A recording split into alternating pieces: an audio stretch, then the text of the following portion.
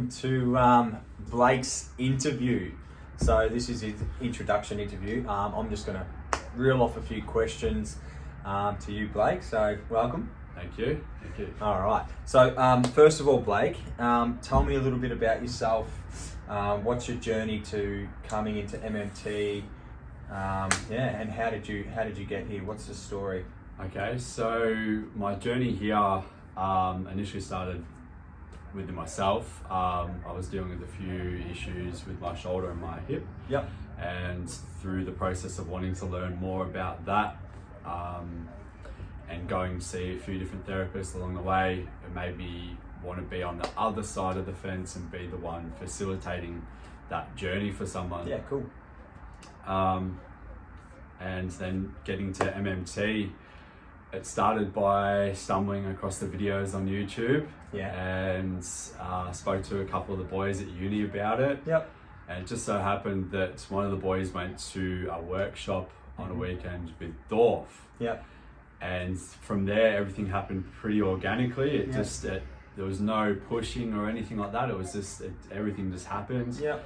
And now here I am, finished the training, been working with these guys now for I think 5 or 6 weeks now. Yep. And where are you doing your studies? I'm studying at MIMT in Heidelberg. Yeah. And you're doing that with Jack? With Jack and Callum as well. Yep. Cool. Been there since last year. Finished my certificate in massage therapy last year. Yep. And I'll finish my diploma of remedial this year. Awesome. Yeah. And how long you been working with us now? Tell the guys. I believe it's maybe my 5th or 6th week now. This week cool. now. And how are you finding it? Oh, loving it. Yeah. Loving it. Working with some really cool people, meeting some awesome clients, getting to connect with some really good people. Yeah. And this wasn't something that you did, like this isn't your first job, I should say. You did some other stuff before getting to becoming a massage therapist, before you got into your studies. Yeah. You've been what, a chippy? Yeah, chippy. A plumber. Concreter. A roof plumber. So a lot of hands-on work Yep. that I've done throughout my life. Probably pretty strenuous work.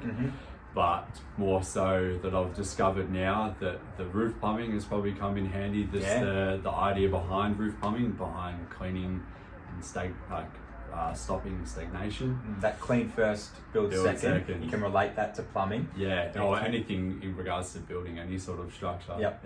Yeah, absolutely. So that's made that journey and that pathway and that whole concept that we, I guess, put on you guys, that cleaning first, build second. That makes it easier, doesn't it? Absolutely. Makes sense to you. Yeah, you can see how a gutter on a house, or how you can see blockages on the road happen in the human body. Yeah, right. Absolutely. So the spine is just similar to a pipe or to a gutter.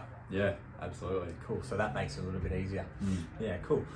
What else did I have to ask you today? Tell me where you grew up. I was born in New South Wales in Orange. I wasn't there for very long. Moved into Victoria. I've moved around quite a bit, but predominantly grew up in Woodend and Gisborne. Yep. So yeah, out west. And you're living a little bit further than me now? Yeah, I'm in Melton West now, Yep. so a little bit further west. Yeah. I've been out there for 4 or 5 years now. Living with your mum? Yep, living with mum. Just got the wood heater in? Yeah, that's good with the fire in. Yeah, loving it. It's perfect for winter. Yeah. And you've taken on the barefoot concept. You've got, how many pairs of Vivos barefoots did you buy last week? I bought 2 new pairs. Yeah. Just start living that life. Yeah, awesome.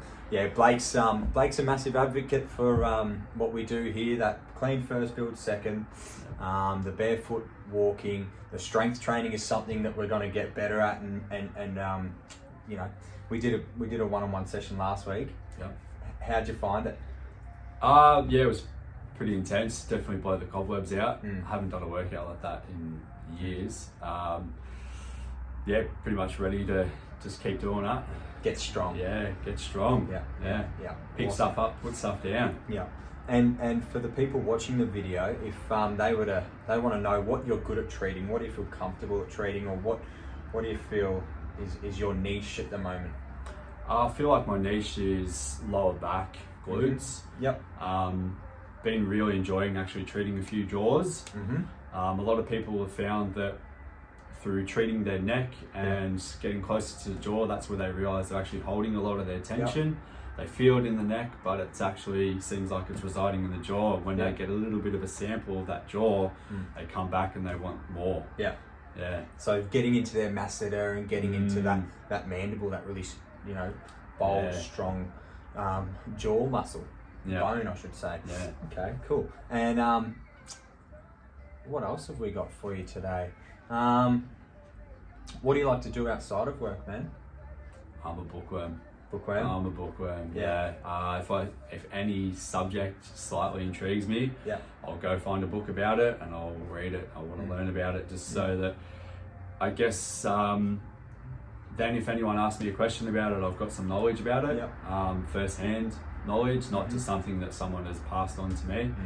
That's sort of the way I like to go about things, where I try things on myself before I go telling someone, okay, this is what it is. Unless I need to know myself. So how old are you now? I'm 29. 29 years young. I turn 30 next year. Big 3-0. Yeah, big 3-0. Cracking it. And do you think this is the career path you've really been looking for all these years? It's the one, you know, you've done the plumbing, you've done the chipping, you were a DJ for a while there. In your early days. And then music's always been a part of my life. And even with treating, music is still going to be there because it's there as a comfort thing, I suppose. So far, definitely feel like this is the career path that I'm sticking to. I love the work. It's got such a good social aspect to it, not just within the people that you work with, but the clients that you meet and the connection that you get from that. And you like the purple? What do you think? Love the purple. Actually, think it looks pretty good on me, to be honest. Doesn't look too bad, mate. Goes with the bloody purple stretcher you got going. Yeah, purple's my colour. Birthstone, amethyst, so... It was meant to be. It was meant to be. And what do you think? What did you think of the 8-week training that you guys went through? Tell us about that journey. What you found hard, what you really liked, what you enjoyed about it, and what separated, I guess, what we might teach you here compared to your learning in class and at MIT. So the training was pretty awesome. The opening ceremony and closing ceremony were fantastic. I've been to a few festivals before my time, and I feel like that's where Marcus played a role in the ceremony side of things. And it was pretty awesome. I'll never forget the opening ceremony in the first session. I've actually still got something at home that I kept from the first session. Dorf, you might know what I'm talking about. The closing ceremony was fantastic. Tell us a little bit about the opening ceremony, maybe. So it was very good for me to understand the building of trust with complete strangers at the time. Essentially, we went out into the park just across the road there at Frenchy Gully and got blindfolded and walked around the park with a blindfold on while it was raining as well. Barefoot, should I mention. And so putting that trust in someone that I had only essentially just met was, at the time I didn't think of it, but now I understand that's what clients do with us. They're just meeting you for the first time and they're putting that trust in you. So if you're able to build that trust within that first 30 seconds, that's what this was trying to do. So you're learning to be a leader at the same time you're actually trusting somebody else. And that's how you can relate that to what you might be doing. You're now becoming the leader in the treatment room. They're putting the trust in you. You were once the client, now you're the leader. Exactly. It's pretty cool. And over the 8 weeks, what did you think was separated? What I asked, what do you think separated from what we teach you here, or what you learnt from either any of the guys compared to what you go through at MMT, your studies? Depth. Depth, connection, understanding. There are probably 3 key words that I would describe the way that the training was done here. You know, yeah, I was on a roll. So maybe that deeper style of treatment, the connection to the bone, connection to the joint, we sort of more thoroughness to how we treat compared to the, I don't know, the style of treatment you might learn at uni could be a little bit superficial. Yeah. Yeah, this goes to depths that people need. Yep. People have been shielding themselves because of an issue that they had maybe when they were a teenager. Yep.